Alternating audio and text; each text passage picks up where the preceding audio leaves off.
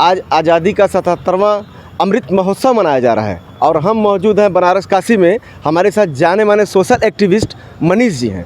अक्सर ये बनारस की सड़कों पर सरकार के खिलाफ धरना प्रदर्शन में दिख जाते हैं। आइए मनीष जी से मिलते हैं और इनकी प्रतिक्रिया लेते हैं। मनीष जी, आपका स्वागत है हमारे चैनल में। आज आज़ादी का अमृत महोत्सव 77वां स्वतंत्रता दिवस मनाया गया है। कैसे देखते हैं आप इसको? इस तरह से तिरंगा यात्रा और घर घर तिरंगा की बात कही गई है, आप कैसे देखते हैं? आज़ादी को अगर आप देखेंगे तो देश की जनता से आज़ादी का रिश्ता होता है। और आज हालत क्या है हमारे देश में, अगर आप मणिपुर चले जाइए, जिस तरह से रौंदा जा रहा है पूरे मणिपुर को। आप जो है नूह में चले जाइए, जिस तरह से वहाँ पे बड़े पैमाने पर दंगे कराने की कोशिश हो रही है। आज़ादी के बारे में पूछना हो आपको तो बिल्किस बानो से पूछिए। आज़ादी के बारे में पूछना हो तो जो है जुनैद के परिवार से पूछिए, पहलू खान के परिवार से पूछिए। तो हम समझते हैं कि आज़ादी का एक तरफ तिरंगा यात्रा की बात हो रही है, घर घर झंडे फहराने की बात हो रही है, और उसी दूसरी तरफ देश के अलग अलग हिस्सों को रौंदा जा रहा है। तो मैं समझता हूं कि आज़ादी एक अधूरी आज़ादी और बहुत सारे लोगों के लिए झूठी आज़ादी साबित हो रही है। और हमको लगता है कि अभी असल मायने में आज़ादी को हासिल करना बाकी है। तो क्या देश के शहीदों ने जो देश के लिए बलिदान दिया है, आप उसको इनकार करेंगे? हम ये कह रहे हैं कि जो सीमित आज़ादी हमको मिली थी लंबे संघर्षों के बाद, आज वो आज़ादी, आज वो देश आज़ादी के आंदोलन से गद्दारी करने वालों के हाथ में आ गई है। जो सीमित आज़ादी मिली थी उस पर भी खतरा मंडरा रहा है। वो लोग देश की सत्ता संभाल रहे हैं जिन्होंने अंग्रेज़ों की दलाली की, जिन्होंने अंग्रेज़ों से माफ़ी मांगी, जिन्होंने गांधी की हत्या में जो लोग शामिल रहे, जो लोग पूरे समय जो है अंग्रेज़ों के साथ खड़े रहे और देश की ही एक जनता जो है मुस्लिम समाज के खिलाफ खड़े रहे, आज उनके हाथ में सत्ता आ गई है। हम समझते हैं कि जो भी सीमित आज़ादी मिली थी वो भी अब खतरे में पड़ गई है। जो भगत सिंह ने कुर्बानी दी, जो गांधी ने कुर्बानी दी, जो अम्बेडकर साहब ने कुर्बानी दी, वो सब खतरे में पड़ गई है। और ये खतरा बड़ा ये है कि फिर से देश जो है गुलामी की तरफ बढ़ रहा है। फिर से देश जो है कल को ब्रिटिश साम्राज्यवाद के उसमें दबाव में था, आज अमेरिकी साम्राज्यवाद के दबाव में गया है। आप पूरे आदिवासी इलाकों को देखिए, अंबानी और टाटा के लिए रौंदा जा रहा है। आप पूरे दलित समाज को देखिए, उसके ऊपर बड़े हमले हो रहे हैं। आप पूरे मुस्लिम समाज को देखिए, उसको बड़े पैमाने पर उसके साथ अन्याय हो रहा है। तो मैं समझता हूं कि जो सीमित आज़ादी थी भारत को जो मिली थी लंबे संघर्षों के बाद, वो भी आज खतरे में है। और आज आज़ादी को मनाने का मतलब है ये जो गद्दार लोग सरकार में हैं, ये जो लोग आज़ादी के आंदोलन से गद्दारी करने वाले जो लोग सरकार में हैं, उनके खिलाफ ताकतवर तरीके से उसी भगत सिंह की तरह लड़ना, उसी गांधी की तरह सामने आना, उसी अंबेडकर की तरह सामने आना, ये हमारे सामने अगर आज आज़ादी को अगर हम कुछ वो करना चाहते हैं, सेलिब्रेट करना चाहते हैं, तो आज इस कुर्बानी के लिए सड़कों पर उतरना होगा।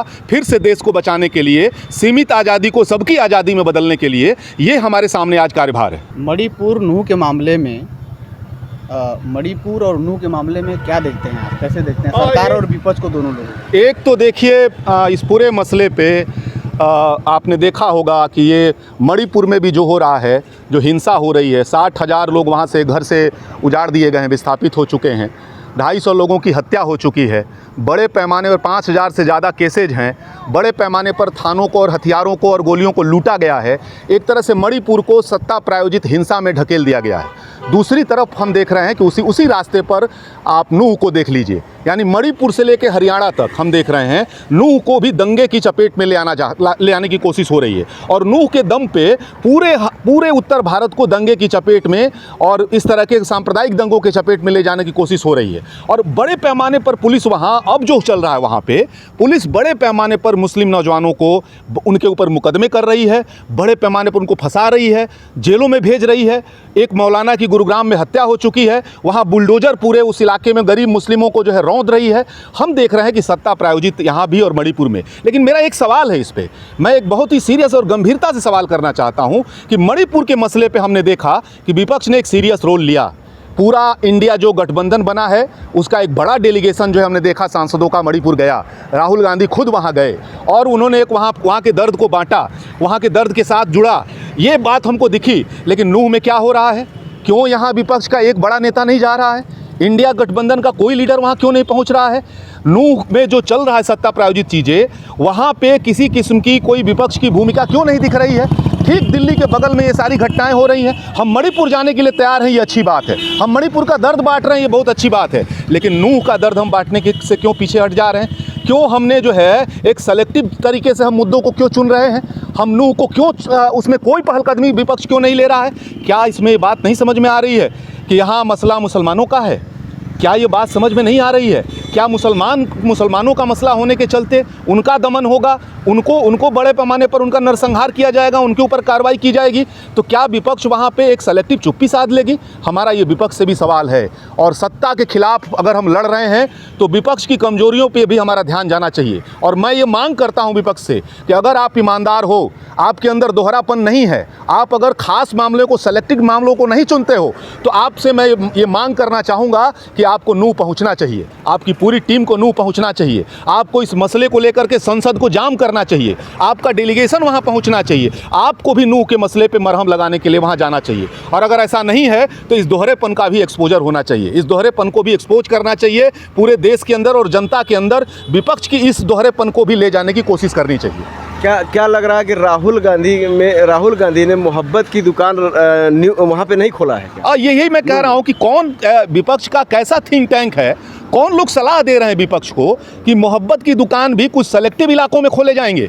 मोहब्बत की दुकान जो है जहां मुस्लिम प्रश्न आएगा, जहां माइनॉरिटी का प्रश्न आएगा, जहां इस तरह के लोगों का प्रश्न आएगा, वहां पे ये मोहब्बत की दुकान नहीं खुलेगी। वहां नफरत की दुकान चलने दी जाएगी, वहां सब खुला चलेगा, वहां कोई इस तरह की प्यार भरी बातें, मोहब्बत भरी बातें नहीं होंगी। ये अपने आप में बड़ा सवाल है और ये सवाल का जवाब खुद राहुल गांधी को भी देना होगा, उनकी पार्टी को भी देना होगा और सभी लेफ्ट के लोग, सभी जो है विपक्ष के लोग, सबको इस बात का जवाब देना होगा कि वहाँ के लिए इस तरह की बात क्यों नहीं हो रही है।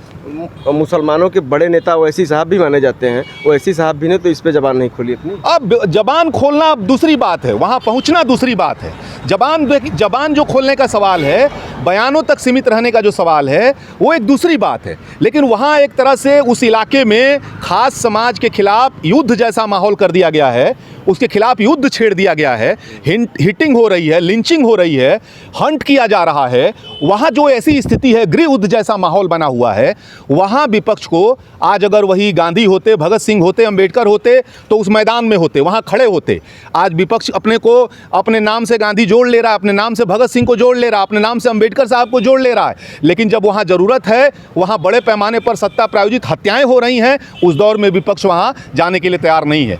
और ये बड़ा सवाल रहेगा और ये सवाल बार बार हम करते रहेंगे, ये जब तक इस रास्ते को बदला नहीं जाएगा। तो मेरा इसमें ये आप लोगों से ये कहना है कि विपक्ष का इसका मतलब ये है कि विपक्ष अभी उसी पुराने ढर्रे पर चलना चाहता है।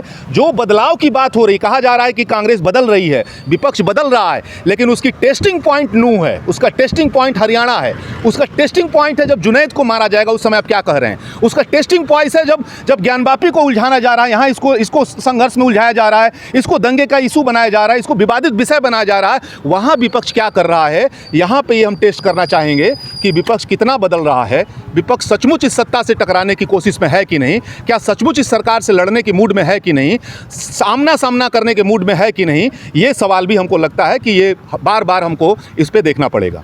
मणिपुर के मसले में सदन में आवाज़ उठाने के आरोप में और जो भी मामला रहा हो, उसमें विपक्षी सांसदों को सस्पेंड किया गया। उसमें आपने देखा होगा कि इमरान प्रतापगढ़ी भी रातों को जागकर एक गीत गा रहे थे, मैं मणिपुर हूँ मेरी सदाएं सुनो। और कांग्रेस ने अल्पसंख्यक कांग्रेस कमेटी का राष्ट्रीय अध्यक्ष उन्हें बनाया है और मुसलमानों की नुमाइंदगी खास तौर से करने के नाम पर वो राज्यसभा में गए हैं। आप इमरान प्रतापगढ़ी को नूह वाले मसले पर कैसे देखते हैं? नहीं, इसमें देखिए कोई अचरज की बात नहीं है। चाहे संजय सिंह हो, चाहे अरविंद केजरीवाल हो, चाहे इमरान प्रतापगढ़ी हो, ये आपने देखा होगा जब दिल्ली को दंगे की आग में झोंकने की पिछले दिनों कोशिश हुई थी उस दौर में, और उस दौर में आपने देखा होगा कि कहाँ थे जो है अरविंद केजरीवाल, कहाँ थी अरविंद केजरीवाल की पार्टी। और दोनों तरफ के दिल्ली और दिल्ली, दोनों दिल्ली की सत्ताएं जो है कैसे वहाँ मुसलमानों के खिलाफ जो है युद्ध जैसा माहौल उन्होंने बनाया था। तो इनसे आप बहुत कोई उम्मीद नहीं कर सकते हैं। हम तो कल्पना भी नहीं कर सकते हैं कि वो नूह जाएंगे, क्योंकि इनका रास्ता आरएसएस के आसपास का ही रास्ता है, इनका रास्ता बीजेपी के आसपास का ही रास्ता है। उसी मैदान के खिलाड़ी हैं। कुछ राजनीतिक लड़ाई है, सत्ता की लड़ाई है, लेकिन मैदान वही है। और इमरान प्रतापगढ़ी कैसे जाएंगे? अल्पसंख्यक मामलों के बनाए गए हैं कांग्रेस की तरफ से। कांग्रेस के उनका नेता जो है वहाँ जा नहीं रहा है, कांग्रेस का कोई नेता बोल नहीं रहा है। इमरान प्रतापगढ़ी की हिम्मत नहीं है कि उस पर अगर अपने नेता के विरुद्ध जा करके वहाँ अपने समाज के पक्ष में वो खड़े हो जाएं। तो पार्टी अगर चुप रहेगी, पार्टी अगर नहीं बोलेगी, पार्टी की वही दिशा रहेगी, तो इमरान प्रतापगढ़ी की दिशा उससे अलग नहीं होगी। मणिपुर में भी तभी वो बोल रहे हैं जब जो है उनकी पार्टी जो है वहाँ पे कुछ बोलने की स्थिति में गई है। और इमरान प्रतापगढ़ी का कोई ऐसा ट्रैक रिकॉर्ड हम तो समझते हैं, शेरो शायरी करना अलग बात है, कविता और पढ़ना अलग बात है, लेकिन इस तरह के युद्ध के मैदान में उतरना और इस तरह का स्टैंड लेना, अपने समाज के लिए कुर्बानी देना, ये दो अलग बातें, उनके बस की बात नहीं है, उनके लिए ये सब है नहीं। और एक तो उनका खुद का ऐसा व्यक्तित्व नहीं है, और दूसरी उनकी पार्टी भी इस पे स्टैंड लेने के लिए तैयार नहीं है। तो चाहे केजरीवाल का मसला हो, चाहे कांग्रेस का मसला हो, चाहे इमरान प्रतापगढ़ी का मसला हो, नूह ने एक बात फिर से साबित किया है, नूह ने, मेवात ने एक बार फिर ये साबित किया है, हरियाणा ने एक बार फिर से ये साबित किया है कि जहां भी मुस्लिम प्रश्न आएगा विपक्ष अपनी जुबान को सील लेगा, ताला लग जाएगा उसके जुबान पे, बोलती बंद हो जाएगी। और हम बनारस से लेकर के हरियाणा तक देख रहे हैं, यहाँ ज्ञानवापी पे सीधे सीधे कानून को धज्जी उड़ाते हुए, वर्शिप एक्ट की धज्जी उड़ाते हुए यहाँ बाबरी के तर्ज पे यहाँ जो है ज्ञानवापी को भी गिराने की, ख़त्म करने की कोशिश हो रही है। और विपक्ष की बोलती बंद है, विपक्ष का मुंह में ताला जड़ा हुआ है, कोई बयान तक नहीं आ रहा है, कोई इस सवाल को लेकर सड़क पे नहीं उतर रहा है। मनीष शर्मा बनारस के एक जाने माने सोशल एक्टिविस्ट हैं और न पक्ष के हैं न विपक्ष के हैं। ये कौन सी प्रजाति है? ये पक्ष पर भी आरोप लगाते हैं, सरकारों पर भी और विपक्ष पर भी। चाहते क्या है मनीष शर्मा? नहीं, सवाल समाज का है, सवाल समाज का है, भारत की जनता का है। भारत के अंदर जो पीड़ित हिस्सा है, जो दलित समाज है, आदिवासी समाज है, मुस्लिम अल्पसंख्यक समाज है, ईसाई समाज है, जो महिलाएं हैं, सवाल ये है कि इनके ऊपर जब हमले होते हैं, कौन कहाँ दिखता है, कौन कहाँ खड़ा है, उस हिसाब से हमारी बात होगी। हमारा पक्ष जनता है, हमारा पक्ष हमारा देश है, हमारा पक्ष हमारा समाज है, और उस समाज के खिलाफ अगर सत्ता भी है तो उससे भी दो दो हाथ करना है, और अगर विपक्ष भी उस सवाल पे चुप्पी साधा हुआ है तो उसका भी पर्दाफाश करना है। मनीष शर्मा जी अपनी प्रतिक्रिया हमको दिए हैं। मनीष शर्मा जी, आपका बहुत बहुत शुक्रिया हमसे बात करने के लिए, आपका बहुत बहुत धन्यवाद सर।